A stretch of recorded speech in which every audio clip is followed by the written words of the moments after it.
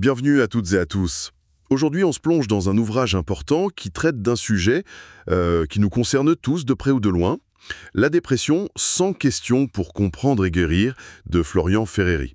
C'est un livre paru chez Odile Jacob et on a trouvé le format question-réponse vraiment très pertinent. Notre but, c'est d'en extraire l'essentiel pour notre auditoire, pour mieux cerner ce qu'est la dépression au fond. Oui, et c'est un sujet essentiel. Le livre le rappelle bien dès le début avec des chiffres assez frappants. On parle d'une des toutes premières causes d'incapacité mondiale. Ah oui, quand même. Oui, et en France, ça toucherait, tenez-vous bien, 3 millions de personnes chaque année. Près d'un Français sur 5 serait concerné au cours de sa vie. Donc l'idée du livre, c'est vraiment de clarifier les choses, de dépasser les malentendus. D'accord. Et il insiste sur un point de départ crucial. Faire la différence entre l'humeur de base, les petites variations normales, ce qu'on appelle le coup de blues, et la maladie dépressive. Ça, c'est autre chose, c'est une vraie pathologie. Alors allons-y. La première question du livre, c'est la base. Qu'est-ce que c'est la dépression? L'auteur parle d'un dérèglement pathologique de l'humeur. Concrètement, ça veut dire quoi? Eh bien, c'est là qu'on rentre dans les symptômes. L'auteur les classe en 3 grands groupes. C'est important de comprendre que ce n'est pas juste être triste, hein. D'abord, il y a ce qu'il appelle l'humeur dépressive elle-même. Hmm, C'est une souffrance morale vraiment intense, une tristesse qui envahit tout, un pessimisme, et surtout cette fameuse perte d'intérêt, de plaisir, même pour les choses qu'on adorait avant. L'anédonie, c'est ça? Exactement, l'anédonie. C'est un mot-clé. Incapacité à ressentir du plaisir. Souvent, il y a aussi une anxiété très forte qui s'ajoute, des idées noires, bien sûr, et puis ce sentiment terrible de ne plus valoir rien, de culpabilité. C'est lourd. Très lourd. Et ça mène souvent à un retrait social. On se coupe du monde. Donc, ça impacte l'humeur, mais pas seulement. Vous parliez de 3 groupes? Oui, le deuxième groupe, c'est le ralentissement psychomoteur. C'est très concret, ça. Des difficultés à se concentrer, l'attention qui flanche, des problèmes de mémoire. On a l'impression que le cerveau tourne au ralenti. Ah oui, je vois. Et physiquement aussi, les gestes deviennent lents, on parle moins vite, moins fort. Et puis il y a cette fatigue, mais pas n'importe laquelle, l'asthénie. Une fatigue écrasante. Comment elle est cette fatigue? Elle est particulière parce que le repos ne l'améliore pas. C'est ça le piège. On se repose, mais on est toujours épuisé. Et souvent, elle est même pire le matin, au réveil. D'accord. Et le troisième groupe de symptômes? Le troisième, ce sont les perturbations qu'on appelle somatiques ou instinctuelles, c'est-à-dire les fonctions de base du corps. Très souvent, on a des troubles du sommeil. L'insomnie classique. Souvent une insomnie de fin de nuit, oui. On se réveille à 4 ou 5 heures du matin, impossible de se rendormir. L'appétit aussi est touché, en général on le perd, on maigrit, mais parfois c'est l'inverse, on mange plus. Ah d'accord. La libido, elle, est quasiment toujours en chute libre. Et puis il y a les douleurs physiques, maux de tête, mal de dos, problèmes digestifs. Ces douleurs peuvent apparaître ou être bien pires qu'avant. Ce trio humeur, psychomoteur, somatique montre bien que ça touche toute la personne. Le livre précise les critères pour parler de diagnostic. Il faut que ces symptômes durent depuis au moins 15 jours et qu'il y ait la tristesse ou la perte de plaisir, plus au moins 4 autres signes. Et il insiste, consultez. Mais est-ce qu'on peut voir venir les choses, des signes avant-coureurs? Oui, c'est une question importante, la Q2. C'est essentiel pour agir tôt. Les signes varient d'une personne à l'autre, bien sûr, mais on retrouve souvent une fatigue qui ne passe pas, une anxiété qui ne monte sans raison évidente, des difficultés de concentration inhabituelles, une baisse du désir. Mhm. L'auteur décrit bien cette espèce de cercle vicieux. La fatigue augmente l'anxiété perturbe le mauvais sommeil aggrave la fatigue et l'humeur. C'est une spirale. Et pour ceux qui ont déjà fait une dépression, c'est capital de reconnaître leurs propres petits signaux d'alerte pour consulter sans attendre. Gère, c'est normal. C'est une réaction, souvent à quelque chose de précis. On se sent un peu bas, fatigué, mais ça passe. On garde quand même une capacité à réagir, à apprécier un bon moment. D'accord. La dépression, c'est une rupture. C'est différent en nature. C'est un état pathologique qui dure, qui envahit tout et qui nous échappe. Ce n'est pas une question de secoue-toi un peu. Ça n'a rien à voir avec la volonté. C'est une maladie. Et le livre dit bien qu'il n'y a pas une dépression, mais des dépressions. Q4. C'est un peu compliqué, non? C'est vrai que c'est un paysage varié. Une première grande distinction, c'est selon l'évolution dans le temps. On parle de dépression unipolaire quand il n'y a que des épisodes dépressifs. C'est le cas le plus fréquent, d'ailleurs plus chez les femmes. Et l'autre pôle? C'est le trouble bipolaire. Là, la dépression alterne avec des phases d'excitation, d'euphorie pathologique qu'on appelle la manie ou l'hypomanie. Ça touche autant les hommes que les femmes. Et c'est absolument crucial de faire cette différence parce que les traitements ne sont pas du tout les mêmes. Donner un antidépresseur seul à un bipolaire peut être dangereux. D'accord, ça c'est pour l'évolution. Mais il y a d'autres distinctions. Oui, on peut aussi les classer selon les symptômes qui dominent. Par exemple, la dépression anxieuse, où l'angoisse est vraiment au premier plan très forte. Il y a aussi la forme la plus grave, la dépression mélancolique. C'est abordé dans l'AQ5. La mélancolie, ça fait un peu littéraire, mais là c'est médical. Tout à fait. C'est une urgence vitale. La douleur morale est extrême, insupportable. Il peut y avoir des idées délirantes. La personne est persuadée d'avoir commis une faute impardonnable, d'être ruinée, d'avoir une maladie incurable. Le risque de suicide est très, très élevé. Il faut agir vite. Immédiatement. Il y a ici des formes plus cachées, comme la dépression dite masquée, où ce sont les douleurs physiques qui sont au premier plan. Ça rend le diagnostic plus difficile. Ou encore une forme assez connue maintenant, la dépression saisonnière, Q13, qui revient chaque année en automne ou en hiver, liée au manque de lumière, souvent avec plus de sommeil, plus d'appétit. C'est intéressant cette variété. Vous avez parlé des douleurs physiques. Le livre y revient. Q6, Q7. C'est fréquent? Très fréquent.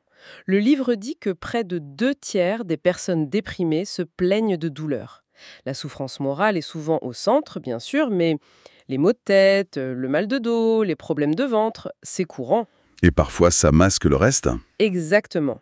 Dans ces formes douloureuses ou masquées, la personne consulte pour son dos, sa tête, sa digestion. Et ni elle, ni parfois le médecin au début ne pensent à la dépression. D'où l'importance, bien sûr, de toujours vérifier qu'il n'y a pas une cause physique à ces douleurs, mais aussi de savoir évoquer la dépression si les examens sont normaux et que d'autres signes sont présents. L'autre grand symptôme physique, c'est la fatigue, l'asthénie. Q8.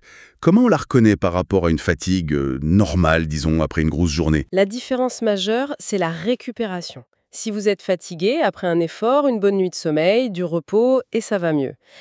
L'asthénie de la dépression, elle, est là dès le réveil, même après une nuit supposée longue. Elle colle toute la journée, même si on ne fait rien de spécial. Et le repos n'y fait rien. C'est ça, le repos ne soulage pas. Paradoxalement, elle peut même être un peu moins pire le soir qu'au lever. Et surtout, elle ne vient jamais seule. Elle fait partie du tableau global avec la tristesse, la perte d'intérêt, les troubles de concentration. Une fatigue qui apparaît progressivement et qui s'aggrave en fin de journée, ça doit plutôt faire chercher autre chose, une cause médicale. Ok. Le livre s'attaque aussi, dans un chapitre, à pas mal d'idées reçues. Par exemple, est-ce qu'on peut être déprimé à n'importe quel âge? Et même les enfants. Alors oui, malheureusement, la réponse est oui pour tous les âges Q25. Personne n'est épargné a priori. Mais il y a des périodes où le risque est plus élevé. L'adolescence, le début de l'âge adulte, entre 16 et 22 ans environ, c'est une période de grands changements et le diagnostic peut être délicat à distinguer de la crise d'ado. D'accord. Une autre période critique, c'est entre 45 et 55 ans. Et puis, chez les personnes âgées, après 65 ans, c'est fréquent, mais souvent sous-diagnostiqué. On met ça sur le compte de la vieillesse, ou alors ça se présente de façon différente, avec plus de plaintes physiques, de l'apathie. Et les enfants, alors? Oui, les enfants aussi peuvent faire une dépression. Ça ne ressemble pas forcément à celle de l'adulte. Il faut être attentif à des changements. Un enfant qui devient irritable, agressif, qui a des problèmes soudains à l'école, qui se plaint tout le temps d'avoir mal au ventre, mal à la tête, qui ne veut plus jouer, qui s'isole. Le livre donne l'exemple de Pierre, 9 ans. Bien sûr, les facteurs familiaux, l'environnement scolaire, tout ça joue un rôle. Et cette question un peu provocatrice parfois, est-ce que c'est une vraie maladie et est-ce que c'est héréditaire? Le livre est très ferme là-dessus et c'est important. Oui, la dépression est une vraie maladie. Au même titre que l'asthme, le diabète, ce n'est absolument pas un manque de volonté, une faiblesse de caractère. C'est crucial de le marteler pour lutter contre la honte et la culpabilité que ressentent souvent les malades. Et pour les gènes? Il y a une part de vulnérabilité génétique, c'est vrai. Si on a un parent, un frère ou une sœur qui a fait une dépression, notre risque est un peu augmenté. Mais attention, ce n'est pas du tout une fatalité, hein. La plupart des personnes avec des antécédents familiaux n'en feront jamais. Et inversement, beaucoup de gens déprimés n'ont personne dans leur famille qui l'a été. C'est une interaction complexe entre les gènes et l'environnement, les événements de vie. Une fois qu'un épisode dépressif est là, comment ça évolue?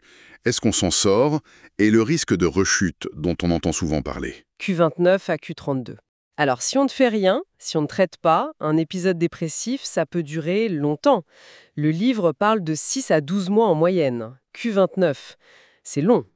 Ah oui, Il faut bien comprendre les termes. Q30. La rémission, c'est quand les symptômes diminuent nettement. La guérison, c'est quand on est en rémission complète depuis au moins 6 mois. La rechute, c'est quand les symptômes reviennent pendant cette période de 6 mois, avant la guérison complète de l'épisode. Et la récidive, c'est un tout nouvel épisode qui démarre après qu'on ait été considéré comme guéri. et ce risque de récidive, il est important. Malheureusement, oui, il est élevé. Après un premier épisode, le risque d'en faire un deuxième est d'environ 50%. Et au cours de la vie, ça monte à 75% ou plus, surtout s'il y a eu plusieurs épisodes. Ce risque est d'autant plus grand que le premier épisode a été mal soigné ou le traitement arrêté trop tôt. Donc pour répondre clairement, oui, on guérit d'un épisode dépressif, Q32, mais la dépression a une forte tendance à revenir. C'est souvent une maladie récurrente. D'où l'importance d'un traitement bien suivi. Exactement. Et aussi d'apprendre à reconnaître ses propres signes avant-coureurs pour réagir vite si ça revient. On parle beaucoup de burn-out aujourd'hui. C'est lié à la dépression ou pas? Quelle est la différence? C'est une question fréquente. Le burn-out, ou l'épuisement professionnel, c'est vraiment lié au départ au stress chronique dans le travail. Trop de pression, manque de reconnaissance, etc. Ok. Il y a des symptômes communs avec la dépression, l'épuisement intense, la démotivation, les difficultés de concentration. Mais en théorie, le burn-out est centré sur la sphère professionnelle. Quand on est en vacances, ça peut aller mieux. La dépression, elle, touche tous les aspects de la vie. Le travail, la famille, les loisirs. Mais l'un peut mener à l'autre? Tout à fait. Un burn-out sévère, qui dure, qui n'est pas pris en charge, peut tout à fait basculer vers un épisode dépressif caractérisé qui envahit tout. La frontière est parfois poreuse en pratique. Il y a une question qui revient souvent, que le livre aborde aussi, Q37. Je comprends pas, j'ai tout pour être heureux, une famille, un travail, et pourtant je suis déprimé. Comment c'est possible? C'est une remarque très fréquente et très déculpabilisante, je trouve, Q37. Ça montre bien que ce n'est pas juste une réaction logique à des problèmes extérieurs. Parfois, il n'y a pas de facteur déclenchant évident, surtout quand ce sont des récidives.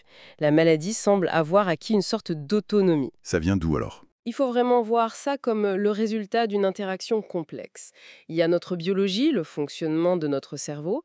Il y a notre psychologie, notre histoire personnelle, notre façon de réagir au stress. Et il y a l'environnement, les événements de vie, le soutien social qu'on a ou pas. Et au niveau du cerveau, on sait ce qui se passe. On comprend de mieux en mieux, oui. On sait qu'il y a des déséquilibres dans certains circuits cérébraux, notamment ceux qui utilisent des messagers chimiques comme la sérotonine, la noradrénaline, la dopamine. Il y a aussi des problèmes de plasticité du cerveau, sa capacité à s'adapter, à créer de nouvelles connexions. Le stress chronique peut abîmer cette plasticité. Et le livre mentionne même que des dépressions longues ou répétées peuvent laisser des sortes de cicatrices affectant durablement la mémoire, la concentration. Bon, c'est un cercle vicieux terrible. D'un côté, certaines personnes déprimées vont se tourner vers l'alcool ou d'autres substances pour essayer de soulager leur angoisse, leur tristesse, pour s'anesthésier. C'est une fausse bonne idée qui mène souvent à la dépendance et qui complique tout. Et dans l'autre sens? Dans l'autre sens, l'abus chronique de substances psychoactives, l'alcool, le cannabis, la cocaïne, les opiacés, etc., est un facteur de risque majeur de développer une dépression. Ça perturbe directement la chimie du cerveau. Et quand les deux coexistent, dépression et addiction, le traitement est beaucoup plus difficile. Donc essayer de se détendre ou de mieux dormir avec de l'alcool ou des drogues quand on est déprimé, c'est vraiment une très mauvaise stratégie. Le livre a aussi un passage spécifique sur les femmes, Q64-69. Il y aurait une vulnérabilité plus grande. Alors, les chiffres sont là. Les femmes sont diagnostiquées environ 2 fois plus souvent pour la dépression unipolaire, Q64. Pourquoi? C'est complexe et débattu. Il y a sans doute un mélange de facteurs. Hormonaux, les variations au cours du cycle, grossesse, ménopause, psychosociaux, les rôles sociaux, les violences subies. Peut-être aussi que les femmes expriment plus facilement leur détresse et consultent davantage. Et certaines périodes sont plus à risque. Grossesse, postpartum. Oui, le livre aborde ces moments clés, La grossesse, Q65, c'est une période délicate si une femme est sous antidépresseur ou si une dépression survient. Il faut évaluer les risques et les bénéfices du traitement avec un spécialiste. L'allaitement, Q66, est souvent déconseillé si un traitement est nécessaire. Il faut aussi bien différencier le baby blues, Q67, cette petite déprime très fréquente juste après l'accouchement, qui passe vite, de la vraie dépression du postpartum, Q68. Ah oui, la dépression postpartum. C'est une vraie maladie qui peut être grave et qui touche environ 10 à 15% des mères dans l'année qui suit l'accouchement. Elle peut avoir des conséquences sur la mère et sur le lien avec le bébé, donc il faut la dépister et la traiter. Enfin, la ménopause, Q69, c'est aussi une période de changements hormonaux et de vie qui peut s'accompagner de symptômes dépressifs, mais ce n'est pas automatique. Passons maintenant à la troisième partie du livre, S'en sortir. D'abord, les médicaments. Les antidépresseurs, Q70-81, quand est-ce qu'on les utilise? Est-ce qu'ils marchent vite? Et cette histoire de dépendance? Alors, les antidépresseurs, Q70, c'est le traitement de première intention pour les dépressions d'intensité modérée à sévère, Q71. C'est important de le dire, pour les dépressions légères, la psychothérapie seule peut suffire. Et ça agit tout de suite? Q72? Non, et c'est un point crucial. Il faut souvent attendre 2, 3, voire 4 semaines avant de sentir une réelle amélioration. C'est long quand on souffre. Il faut être patient et ne pas se décourager trop vite. Et on les prend combien de temps? Q75? Ça aussi, c'est essentiel. Une fois que les symptômes ont disparu, que la personne se sent bien, la rémission, il faut absolument continuer le traitement pendant plusieurs mois. La règle générale, c'est au moins 6 mois après la rémission complète, parfois 12 mois ou plus. C'est pour consolider la guérison et surtout éviter les rechutes précoces. Si on arrête trop tôt, le risque que ça revienne est très élevé. Et si on a déjà fait plusieurs épisodes, le traitement peut être nécessaire au long cours. Et les effets secondaires? La prise de poids? Oui, il peut y avoir des effets secondaires. Ils varient selon les médicaments et les personnes. Nausées, bouche sèche, somnolence au début, souvent ça s'atténue avec le temps. La prise de poids Q89 est possible avec certains antidépresseurs, mais pas tous, et ce n'est pas systématique. On peut souvent la gérer avec des mesures diététiques et d'activité physique. Il faut en parler avec son médecin. Et la question qui inquiète beaucoup de gens, est-ce que ça rend dépendant? C'est une idée reçue très tenace, mais le livre est formel. Les antidépresseurs ne créent pas de dépendance, au sens où l'entendent les toxicologues. Il n'y a pas de phénomène d'addiction comme avec l'alcool ou les drogues. Pas besoin d'augmenter les doses pour avoir le même effet, pas de craving, envie irrépressible, pas de syndrome de manque physique grave si on arrête brutalement, même s'il peut y avoir des symptômes d'arrêt désagréables si on arrête trop vite, d'où l'arrêt progressif. On peut avoir besoin du traitement pour ne pas retomber malade, c'est différent de la dépendance. C'est clair. À côté des médicaments, il y a les psychothérapies. Chapitre 2, Q88-94, lesquels sont utiles dans la dépression. Il y a plusieurs types de psychothérapie qui ont prouvé leur efficacité, Q88. Souvent, le mieux, c'est de les combiner avec les médicaments, surtout pour les formes modérées à sévères.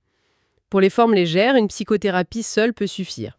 Quelles sont les principales approches? Le livre cite la psychothérapie de soutien, Q90, qui est une aide précieuse pour parler, être écouté, comprendre ce qui arrive et trouver des stratégies pour faire face au quotidien.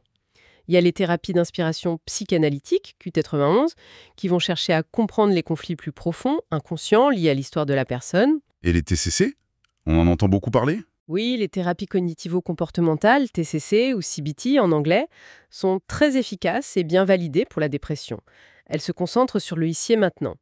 Elles aident la personne à identifier les pensées négatives automatiques, je suis nul, ça n'ira jamais mieux, et les comportements qui entretiennent la dépression, le retrait, l'inactivité, et apprendre des techniques concrètes pour les modifier. C'est très pratique. D'autres approches? Le livre mentionne aussi les thérapies familiales, si les relations dans la famille jouent un rôle important.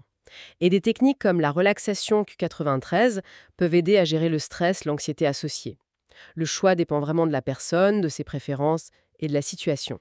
Et pour finir avec les traitements, le livre évoque des choses moins connues. Des traitements physiques, chapitre 3, Q95-100. Luminothérapie, sismothérapie. Oui, il aborde d'autres options. La luminothérapie, 95-96, c'est l'exposition à une lampe spéciale qui imite la lumière du jour. C'est surtout très efficace pour la dépression saisonnière, celle qui revient en hiver. Et la sismothérapie. Ça fait un peu peur ce mot. Q97-98. Oui, la sismothérapie ou électroconvulsivothérapie, ce sont les anciens électrochocs, Q97. Ça a une image terrible à cause du passé. Mais aujourd'hui, c'est une procédure qui se fait sous anesthésie générale courte, avec une surveillance médicale étroite, Q98. Et ça reste l'un des traitements les plus efficaces et les plus rapides pour les dépressions très sévères, mélancoliques ou résistantes aux médicaments, ou quand il y a un risque vital immédiat. Donc ce n'est pas du tout barbare comme on l'imagine parfois. Absolument pas. C'est très encadré et ça peut sauver des vies. Enfin, le livre mentionne la stimulation magnétique transcrânienne, la SMT ou RTMS, Q9900. C'est plus récent. On utilise des impulsions magnétiques à travers le crâne pour stimuler certaines zones du cerveau impliquées dans l'humeur. C'est non invasif, sans anesthésie, et c'est une piste prometteuse pour les dépressions qui résistent aux autres traitements. Bien. Si on devait résumer les grands messages de ce livre pour notre auditoire. Je retiendrai plusieurs choses. D'abord, que la dépression, ce n'est pas une faiblesse, c'est une vraie maladie complexe qui touche le cerveau, le corps, la pensée. Ensuite, que c'est très fréquent, mais que ça se soigne. Oui, l'espoir est là. Absolument. Il existe des traitements efficaces, les médicaments, différentes formes de psychothérapie et d'autres approches pour les cas plus difficiles. La clé, c'est un diagnostic correct, un traitement adapté et surtout poursuivi assez longtemps.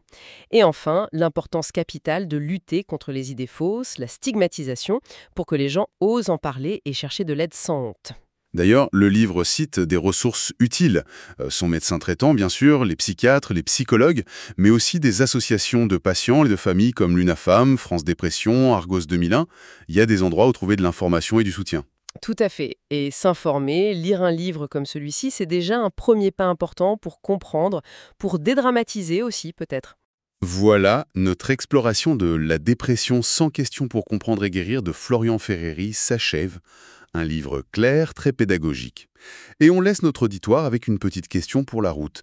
Au-delà de la maladie elle-même, qu'est-ce que cette plongée dans les ressorts parfois fragiles de notre humeur nous apprend sur l'importance de cultiver notre propre équilibre émotionnel au quotidien ? Merci de nous avoir écoutés.